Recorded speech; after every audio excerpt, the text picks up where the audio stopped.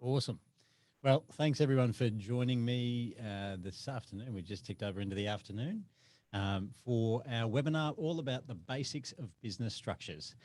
Now, the content I'm going to share here isn't super advanced, but I'm very happy to take questions around maybe some of the more advanced elements or other business structures that you may have heard of or want to have a chat about. Yeah, I guess the next hour or so, I'll be going through some basics around sole trader partnership, company trust, all that sort of fun stuff. And even sort of sharing a little bit on how we might structure with self-managed superannuations as well. So that is on the cards for today. Before we get stuck into the workshop, just a couple of upcoming events plus a quick intro from me. Our next Wealth for Life workshop is an online one. It's a 3-hour workshop. We've got a workbook to go through. But that one's coming up on Friday, the 15th of October, which is actually only maybe 2.5, 3 weeks away. Going to come up quick for us. Rose has posted the link for that one in the chat box. If anyone's interested to find out more info, and there's a way to register if you're keen on joining there. Also, a bit later in October, we're really pumped about this series of webinars we're actually going to do. So the topic here is becoming an SMSF millionaire. We'll cover 8 reasons why we love SMSFs, how business owners can leverage their SMSF to boost their wealth, and also just little known strategies to get that super balance up. So that's a bit of a passion of mine, all that superannuation. We'll be sharing that. Plus, we will be having sort of some specialist SMSF topics over the months after that too. So that's what we've got coming up. I do recognise a few names on the attendees so far, but for those who don't know me, my name is Ben Walker. These are the awesome people in my life. There's my wife Stevie in the middle there, she's holding our daughter Rose, but Rose has grown up a bit more here, and that's my son Ezra. So that's my family. And then in terms of professionally, I started Inspire, the accounting firm, when I was 23 years old, won a couple of awards along the way, and co-authored a book called Cashed Up, which details the 7 steps of getting you and your family cashed up using your small business. So that's a bit of an intro for me. We've, as a business, we've helped us clients save over $17 million in tax since we've started and counting. So it's a huge number. And actually the biggest way we've done that is through getting the business structure right. Again, a lot of this webinar will actually go through some of those fundamentals of right business structure to allow us to make sure we have the opportunity to save our clients a heap of tax. And through our partnership with Global Giving Initiative, B1G1, we've actually given a day's worth of access to food, water, health and sanitation to a family in need through our Day for $1 campaign. So that's been pretty exciting for us to hit as well. So that is an intro to Inspire. And also, I know some people might have to leave a bit early, but if you do want to have a chat to one of our accountants about anything that I talk about today, or explore working with us, then we've got an easy way to do that. The link to book in a strategy call with one of our accountants is down the bottom here, change.accountants, and that'll take you to the page to lock in a time to have a chat. There's no cost to that, but just an optional extra if you do want to have a conversation with an accountant. All right. Well, we've only got 50 minutes left. Let's get stuck into the strategies. As I do start the strategies, though, what I usually ask when I cover these sorts of topics is there any questions? So what I'd like to ask is use the chat box or the Q&A. I'll keep an eye on both. But please pop in any questions about structures that you've got before I start getting stuck into it all, and I'll make sure I can cover those specific ones along the way. Obviously, if something comes up, if I sort of prompt a question to pop up, then you're more than welcome to ask that as well. But I just kind of kick off with the opportunity to ask some questions at the start. So if you can pop that in the chat box or Q&A, I'll keep an eye out. But in terms of business structures, what we might do is start off with the 4 different types of business structures that are available to you in Australia to run your business. So the first one we've got there is an individual, or sometimes known as a sole trader. And that's literally running a business in your own name. So it would look like, Ben Walker trading as Inspire Life-Changing Accountants. And we definitely don't recommend that because of a couple of reasons. The first one there is the tax rate. And as an individual, you pay up to 47% tax in your own name if all the profit's going there. So that's almost half your profit to the tax man, and there's much better options for structuring your business. Now, in terms of tax planning, the context there is every single financial year, we meet with our business clients and make sure we give them strategies on how they can legally reduce their tax bill for the year. Now, as a sole trader, we don't get access to as many strategies as we can with, let's say, a company or a trust, which is kind of a giveaway to the options that are going to pop up on the screen shortly. But it doesn't give you the ability to do what you can with a company or trust. So that is why tax planning is a big cross in this one here. And the other one is asset protection. So because let's say it's Ben Walker trading as Inspire CA, if Inspire was to get sued, then that would be actually suing me as a person and any assets that are in my own name. So I will be covering a bit on asset protection after the first few strategies. So I will be answering stuff and opportunity to ask questions, but yeah, big cross for asset protection there. And so we definitely don't recommend being a sole trader at Inspire. Cool. Now the next one along is a company. So a company has 2 different tax rates. Now it used to only have one, maybe about 4 or 5 years ago, which was 30%, and historically that was it.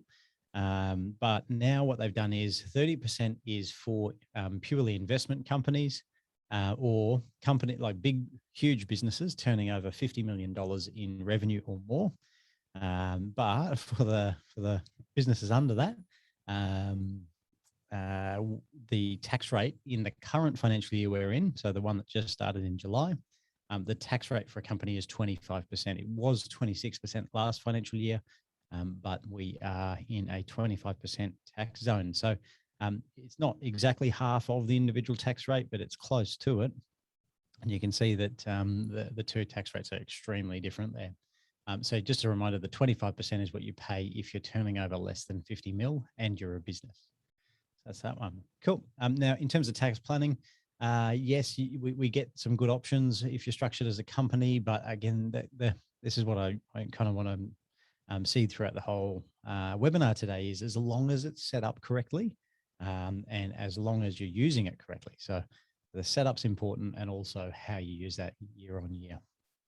And then we get some great options for tax planning. Now, asset protection, yes, companies do give you some asset protection. There's an asterisk there. The asterisk is for as long as it's set up properly. What's the other asterisk there? The reminder there is the whole reason why companies and trusts, if they're set up right, I'll share on the next section, is because of what we call ASIC's corporate veil. So it separates the director, or the shareholders and the director of the company from the actual company itself. So the company is actually a separate legal entity to the people who own and run it. So that's why it gives us some form of asset protection. Now we kick on to trusts. Now I've got 0% as the trust tax rate there, but it is a bit of a trick because trusts don't actually, or they ideally don't pay tax themselves, but they give their profit to other entities or people in the family group, and then they pay the tax for the trust. So a really basic example, if you've got husband and wife running a business, earning it through a trust, we can spread that income between the husband and wife. So we have the choice. And the context there is that's a discretionary trust, or sometimes known as a family trust, where we're able to choose, or we've got the discretion to choose who gets the profit. So And yeah, there is a lot more people you can distribute to or give that profit to, but that's that for that sake of that example. Alrighty. Now the last one on here, I've only started sort of sharing this as a business structure itself in probably the last few years, 2 or 3 years, because I've just got to learn how awesome they are. But a self-managed super fund is what that acronym stands for, SMSF. This one here. Now, an SMSF can't really run a business in itself, but an SMSF can own a business, even if it's a private one. Now, there are some quite interesting restrictions on what it can own. So you've got to do that with advice. But generally, a SMSF cannot own more than 50% of a private company or a like a type of trust that runs a business. Otherwise, it's seen to be a related party. So that's the sort of general stuff. But there's a lot of red tape in that one. In terms of the tax rates for a self-managed super fund, this is where it gets awesome. So when you're growing your superannuation balance, you get taxed at 15%. We call that accumulation mode. And then when you hit retirement, you're able to access some of your super and you draw a pension down, then you get taxed in the right conditions at 0%. Now, there are limits on that. You only get the 0% tax rate on the first 1.7 mil of your own super. That's per member. So if you've got, again, in the example, you've got a husband and wife, what's 1.7 times 2?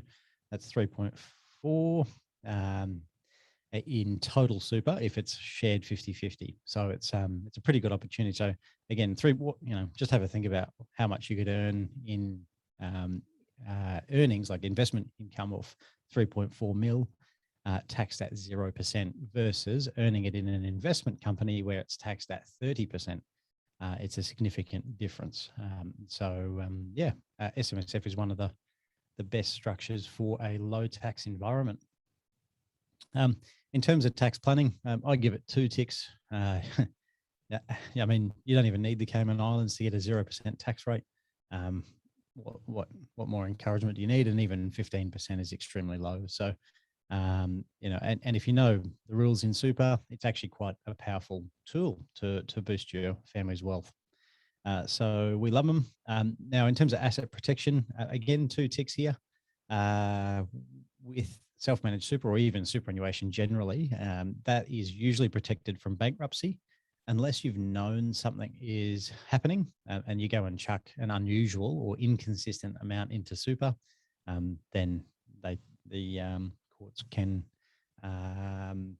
potentially unwind those contributions. But if you're making your normal contributions every year and it's not out of character, then that should all be protected in bankruptcy. So that's how awesome superannuation is from an asset protection perspective as well. So if you do want to take a screenshot, now is probably a good time. I'm about to shift gears into a little bit more detail on how to use the companies and trusts a little bit more. So the key question is, how do you pay yourself from a company? Or if you've got a trust, how do you pay yourself from a trust? So I might leave that open for another few seconds and grab a sip of water. I haven't seen any questions come through, which is a bit unusual, but that can be fine. Just a reminder, if you do have any, just pop them in the chat box or Q&A.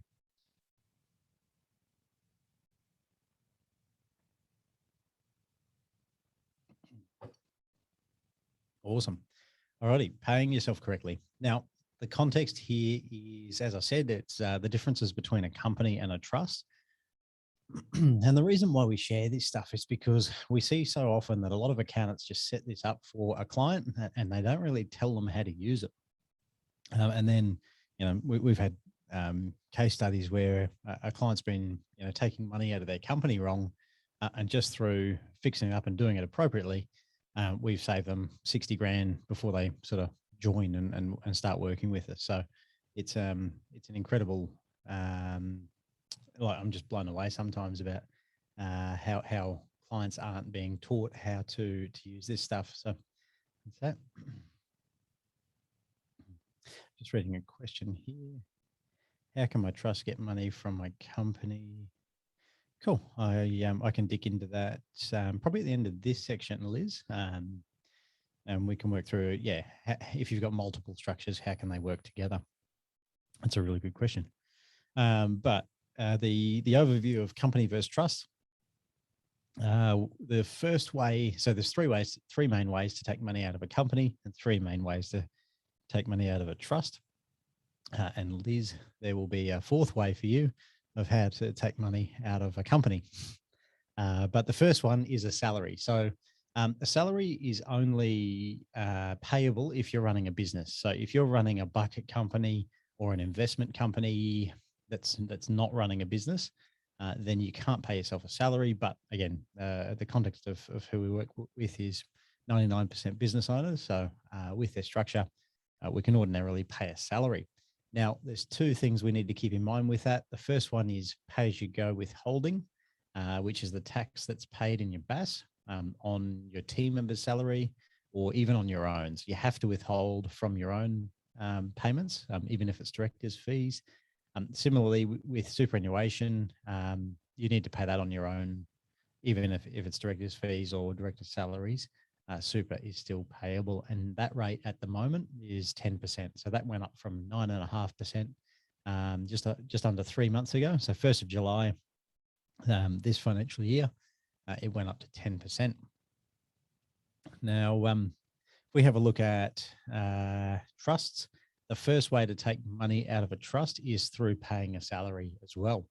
Now, there's no difference there's no difference between the two. I just clicked accidentally, but it doesn't matter. There's no difference between the two, a salary from a trust or a salary from a company. Although we find that salaries from trusts are less common because there's other more flexible ways of taking money out from trusts. Now, the second way to take money out of a company is to loan it from your company. Now, there's particular rules around loaning money from companies, and that's that underline there, Division 7A, which refers to a division in the Tax Act. And if you ever need to go to sleep at night, that you can't get to sleep, then pull that one up on Google and just flick through it. It'll put you to sleep pretty quickly. But it just outlines the rules, and summarizing them very quickly, it means that if you loan money from a company, you have to pay that money back to the company within 7 years and with interest. Now, if you have a secured loan, which means a mortgage on a property that the company has, then you get 25 years to repay that loan. So it's a bit more flexible there. Now, with Division 7A, so there we go. With Division 7A, I did do a webinar, I think about 2 or 3 weeks ago, on solutions for that problem. Because, I mean, if you're listening to this and you've heard of Division 7A or company loans, and that is a frustrating thing for you, then we do have a full-on webinar that we did in short, medium, and long-term solutions for that problem. Actually, Rose, I know we might not have this planned, but would you be able to find the recording of that Division 7A webinar and just pop that in the chat box when you can? If anyone does want that recording, then it'll be available. I've got a question here that's pretty on topic. Can a director or members of shareholders get a salary if the company is in a loss for the first few years? Yeah, I mean, if it's all market rate, I don't see a problem with that. But I'm not sure that, I would actually pay a salary to directors if there is a loss in the company, because from a tax perspective, it creates a bit of a problem there. Cool. Thanks, Rose. That is fantastic.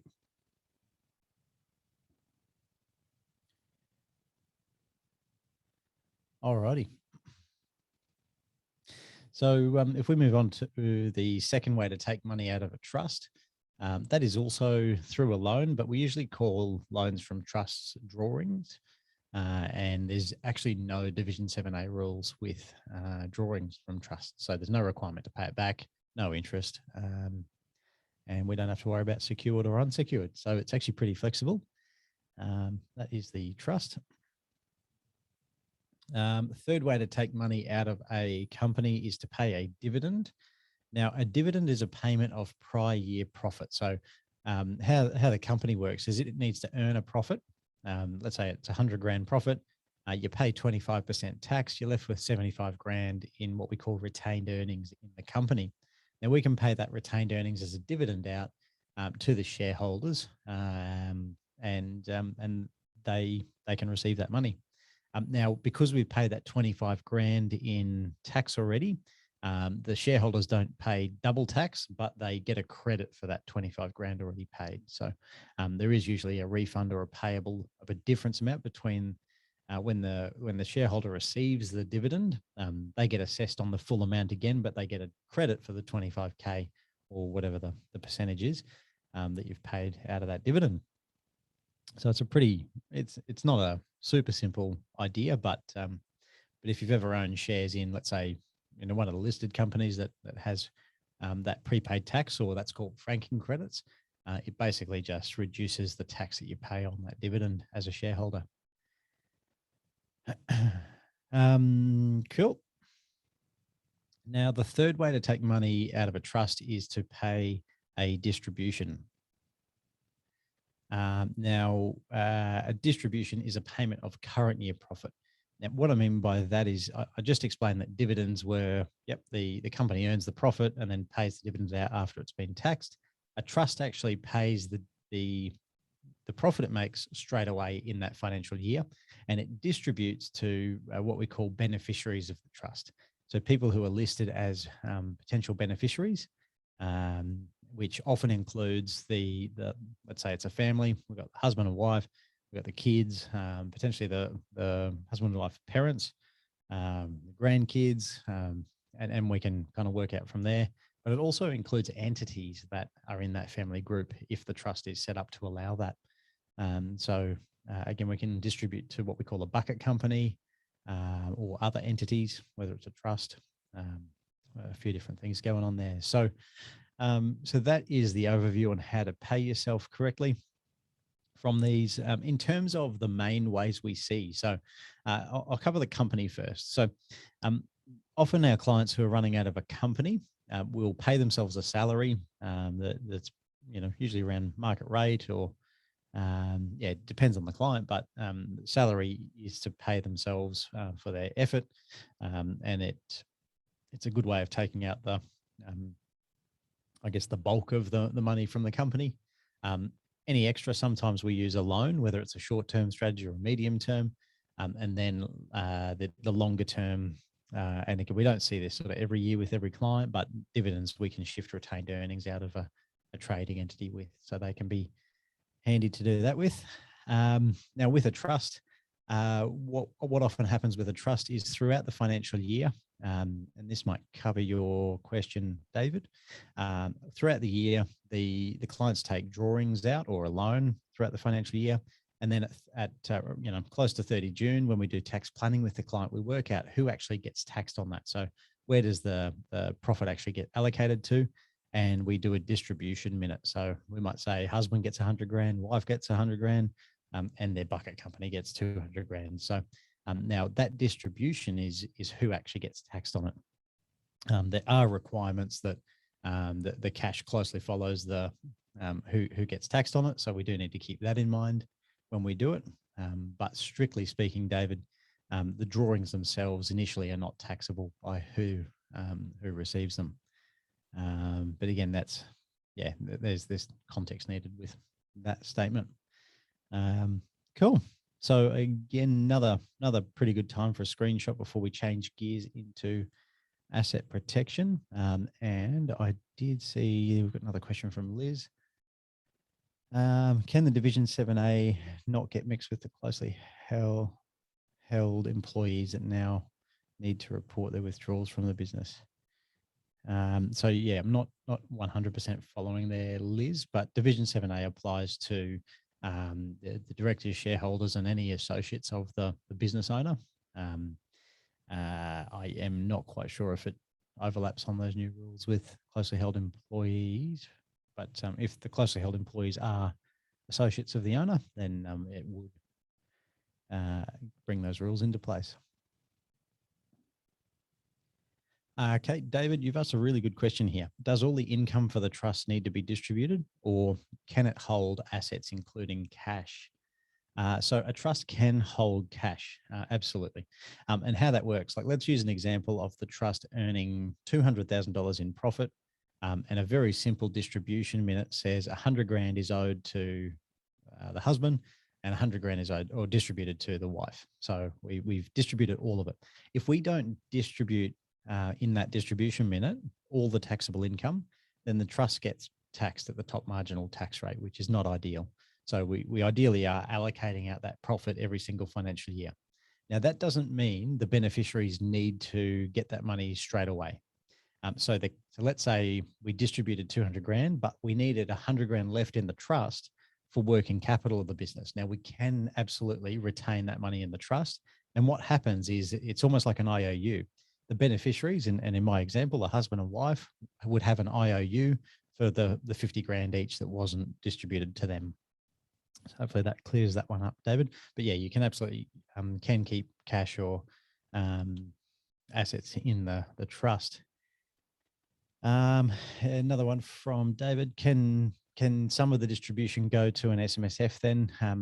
Now, super contributions can happen, and they're usually made from your own name. And so what we could do is the trust distributes 100 grand to someone, and then they put 27,500, which is their cap of the before tax contribution into super.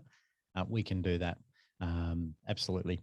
And the only other way to do it directly from a trust is to do this one here. So pay a salary where the super is 10%, but we can actually salary sacrifice for the director as well. So there's a couple of ways to get trust profit into super. Lee, if I have a fleet of cars we are paying off annually, is it better in a company structure or trust, as all trust money is taxed on the way out? Yeah, Lee, it's a bit of a muchness, because if you're paying them off in a company, you've still got to pay, let's say 25% tax. But if you're in a trust and you distribute it out, just have a look at your overall tax rate for the family group. And that's what I always keep in mind. And anywhere between 20 and 25% that's the average of every dollar that family earns is around about what we get, the outcome we get with most clients. There are a few industries where we are very limited in what we can do from a tax planning. We need to follow the rules, of course.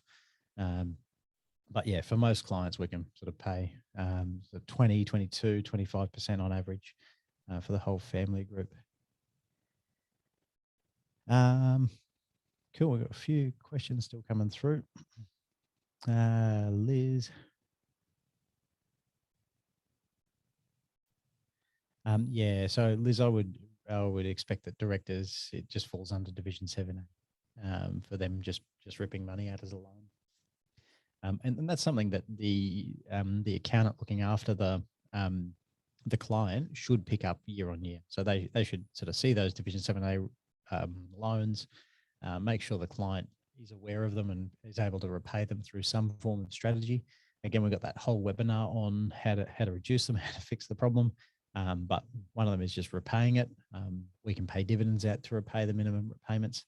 There's a few different things we can do, but yeah, the accountant should be driving that process. Awesome. All right. Well, we might shift into the asset protection side of things now. Cover your assets. So why do we even worry about this stuff? I find that with asset protection, if you're a little bit relaxed about the idea of it, you'll only really want it when you need it. And often at that point, it may be too late to implement some of this stuff. So do keep that in mind. This is sort of prudent planning, and it's stuff that we can usually build into a structure when we set it up for a client group. Or, pardon me, when we sometimes when we get a new client on board, we have a look at their setup, and it's actually not ideal. So we can still transition and change a few things around to give them, I guess, increased asset protection. But always the best practice is get it right from the start, and you've got way less to worry about. But why are we worried about it? Well, there's four main categories of risks to a business. The one that I have on here is COVID, with all the lockdown restrictions and the inability to trade. But that is a huge one right now, especially in southern states, where people are basically they just cannot operate. They cannot receive payments, and they've still got bills to pay. So again, there's huge risks above and beyond this stuff here.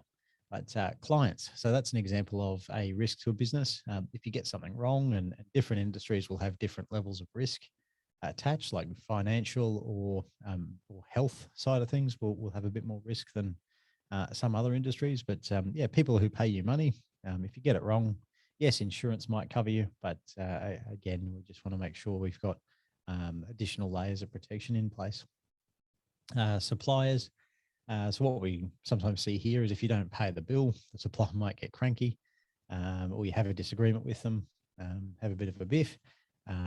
Or suppliers can include landlords if you're renting, the ATO, because you're paying them you're paying bills with GST and BAS stuff to them. If you don't pay them, they'll eventually get cranky. Now, employees. From my perspective, this is probably one of the biggest risks, given the fair work legislation's written very much, I feel, in favour of the employee rather than the business owner, with huge fines as a what am I trying to say here? Huge fines as a consequence of getting things wrong. So yeah, employees are a risk, and also competition, but that's more so, I feel. You're only going to get sued by competitors if you're ripping their stuff off, or doing things that they're it might be their stuff. So yeah. In terms of how we de-risk, well, I feel like asset protection is a bit of a continuum of how comfortable the business owner is with that risk.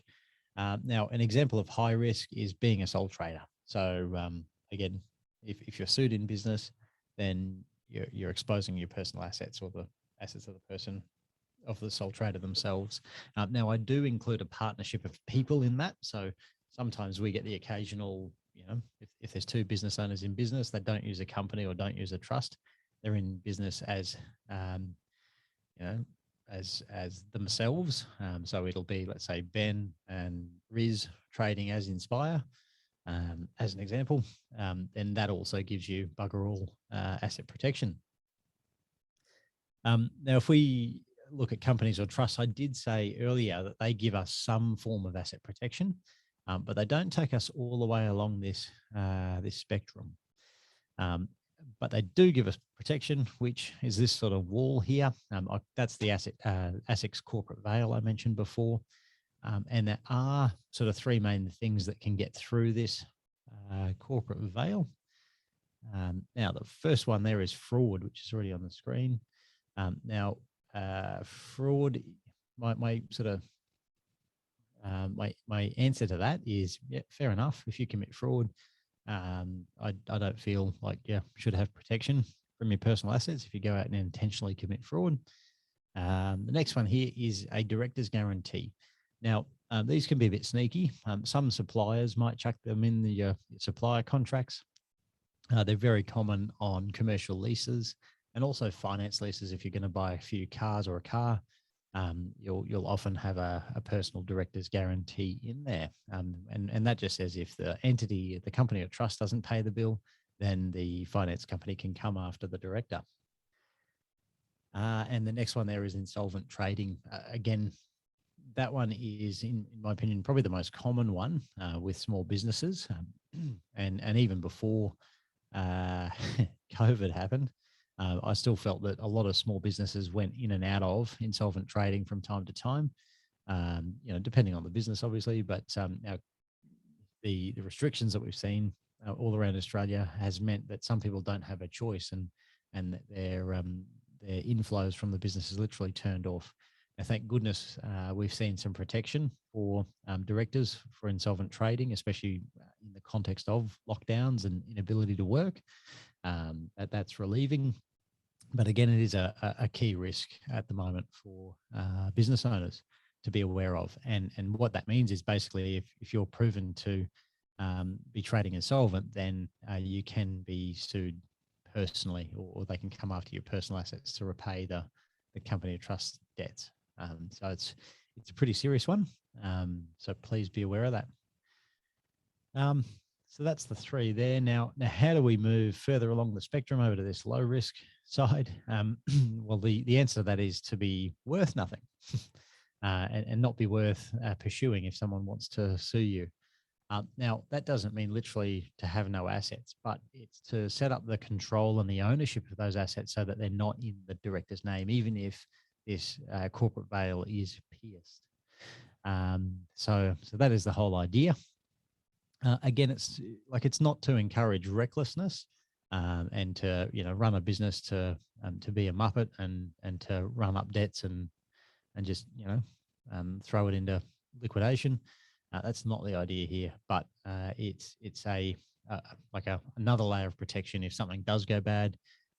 We've seen some horrible instances of that over the last 18 months or so. So if these opportunities are here to set up our structures like this, then why don't we use them? Now, the way we might do that, or this is the way we do it in Inspire, is especially when we've got a husband and wife, or there's a couple in the family group, we designate one of them to be the risk taker, and one of them is the asset holder. And when we're running the business, we're setting up structures for that family. When they're buying and investing in property or shares, we make sure it's done very specifically. Now, in terms of the risk taker, what that person does is they're the director of the trading entities, the director of trustee companies if a trust is running the business, and ideally holds no assets in their own name. So, like for instance, the family home isn't in their name. Now, in terms of the asset holder, they've got control of the assets and holding entities. So the asset trust and the bucket companies, 100% ownership of family assets like home, cars, and their typical roles in structures are the shareholders, trustee of asset trusts, and the appointer of trust. So they're very accountancy words, but I've seen a few clients on the webinar today. Some of that might make sense to you when you're having a look at your own structures. So that's the that's the distinction we've got for the risk taker versus the asset holder. Now, the question I get every time when I present this stuff is, what if the asset holder just buggers off and leaves the risk taker without anything? They've got nothing in their own names. What we've been told by multiple family lawyers is that even though the assets are spread like that between the spouses, with 100% in one and 0 in the other, all of that is seen as marital assets. So in the case of relationship breakdown or divorce, it's not just one person gets everything and the other gets 0. That's what we've been told, and the idea of that is because the family court is the court that can look through all this asset protection and structuring, and I guess that's protection both ways, right? So that is the section on asset protection done. Now, that is all of my formal content I wanted to share on the basics of business structures. Obviously, there's so many levels to this stuff, and there's more advanced structures, especially around that superannuation side of things that we use at Inspire. But that is the basics. Just before we get into sort of just open up for Q&A, I do want to remind people who've joined, some have joined a bit later, if you do want to have a conversation about anything I've spoken about today, then there's an option for a free chat with one of our accounting team, which you can book in using the link in the chat box. And we've also got a couple of upcoming webinars. The first one's a workshop. So it's a 3-hour workshop on the 15th of October in the afternoon. That's all about wealth for life, strategies on how to build your family's wealth. And then later on in October, on the 20th, we've got Become an SMSF Millionaire. So we'll be sharing an overview of why we love self-managed super so much, and some case studies on some really great results for clients. That's on the 20th of October. And again, following that, we'll have some specialist topics in there. But that's it. Again, I'm happy to stay around for another 10, 15 minutes to answer questions.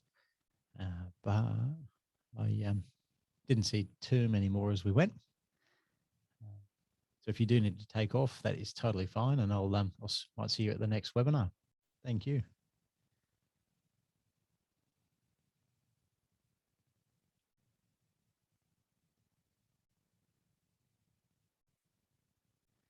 Is it ever too late to set up an SMSF? Leanne, I'd need the context on that one.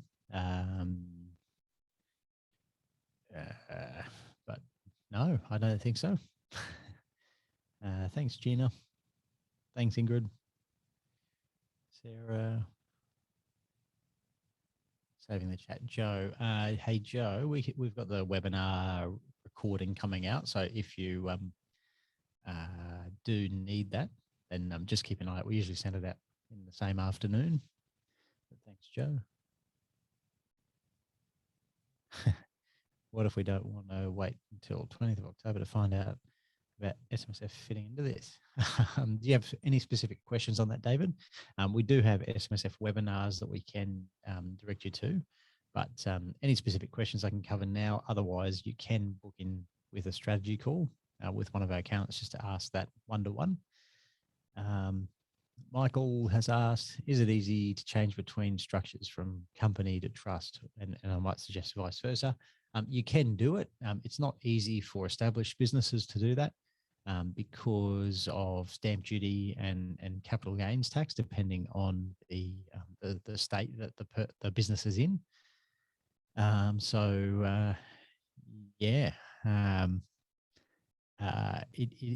I wouldn't say it's simple to change, and so that's why we want to get it right as best we can from the start. Cool. Where are we? Leanne, can we book in to speak to someone about the SMSF? Yes, absolutely, Leanne. I know we didn't cover it much today, but we can absolutely have a chat about SMSFs. Cool. Thanks, Rose, for that link to the strategy call.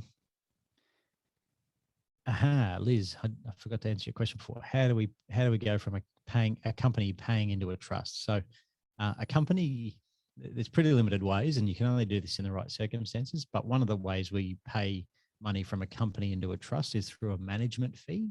But there's got to be some commercial reason for that payment. So we can't just pay it because we want to, or because it's a better tax outcome. But there's got to be some sort of reason why we're doing that. Otherwise, if the company's set up appropriately, we can pay a dividend from the company and get it somehow into the trust. Again, it requires the right setup. Thanks, Joe. Steve, you'd like to talk to me in a bit more detail about bear trusts. So the old bear trusts are actually, that's the slightly incorrect spelling there, Steve, but that's to do with, if I'm understanding you correctly, self-managed super funds and loaning money to purchase, in most cases, a property with that. So yeah, mate, we can have a chat to you more about the bear trusts. Yeah, thanks, David. Yeah, absolutely. So those phone calls are just one-to-one, and we can sort of bounce any questions off that. David, Liz, awesome. Nelly, the recording is absolutely available. So because you've registered for this webinar, the recording will be sent to anyone who's registered. So just keep an eye out sometime this afternoon for the recording. Kelly, are you able to give any guidance around the cost of setting up a company rather than a trust? Most of our structures are, so we do advice and education before we set something up. Now that session costs $750 plus GST for us to do that. And then depending on what you need, because some like situations are sometimes completely different, but most structures are around about $2.5 grand for us to implement for you. And again, we do that in the context of making sure it's right for your family. We make sure we build in the asset protection in there, and also make sure you really understand how to use it. So yeah, just over 3K usually to get a structure set up from having nothing. So hopefully that helps. Awesome. Well, that is all the questions. That was rapid fire.